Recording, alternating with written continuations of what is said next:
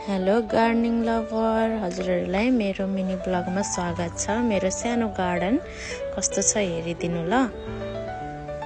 अनि मैले कसरी राखेको छु मेरो फ्लावरहरूलाई, प्लान्टहरूलाई। यो चाहिँ मेरो ठ्याक्कै गेट बाहिरको ठाउँ हो। यहाँनिर गाडीहरू आउँदैन, त्यसै कारणले मैले यो ठाउँलाई फुलहरू राख्ने अथवा सागसब्जीहरू लगाउने बनाएको छु। अनि यो चाहिँ सागहरू है, मैले टिपेर आज गुन्द्रुक हाल्दै पनि छु, हजुरहरूलाई पनि देखाउने छु, हेरिदिनु होला। यता चाहिँ यस्तो छ बगनबेली फ्लावर। यो फ्लावर चाहिँ हेर्नु न कति राम्रोसँग फलेको, ओरेन्ज रेड। यो चाहिँ एरिका पाम। अनि हेर्नु यहाँनिर मेरो चाहिँ क्यालेन्सो हो कि, वाउ कति राम्रोसँग फलेको। यो चाहिँ मैले रत्ननगर महोत्सवबाट लिएर आएको है। यो चाहिँ मेरो 2 वर्ष 3 वर्ष भयो, यत्तिकै फुलिरहेको छ, मर्छ फेरि आफै पलाउँछ। अनि यता चाहिँ मेरो पुरै बगनबेलीको लाइन छ।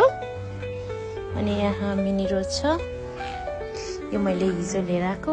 अनि हेर्नु न मैले ठ्याक्क भित्र हलरुममा बस्ने ठाउँमा यो के भन्छ यो राखेको छु कि, नाम चाहिँ मैले बिर्सेँ कि, फेरि बिर्सिहाल्छु। अनि यहाँ स्नेक प्लान्ट यानि बगनबेली, कति क्युट बगनबेली। अनि हिजो ल्याएको मैले स्नेक प्लान्टलाई चाहिँ यहाँ राखेको छु। यो चाहिँ अलि राम्रो छैन गमला, म चेन्ज गर्छु राम्रो गमला ल्याएर। अनि यता पनि हेर्न सक्नुहुन्छ, यसरी राखेको छु मैले प्लान्टलाई। यो कुना साइडमा पनि, जुन घामै लाग्दैन यो साइडमा पनि मैले यसरी प्लान्टहरू लगाइदिएको छु। अनि यो बिच्ची ठाउँलाई चाहिँ मैले खाली राखेको छु। यहाँ चाहिँ मेरो गेट हो, गेटमा यसरी फुलहरू फलेको छ, देख्न सक्नुहुन्छ।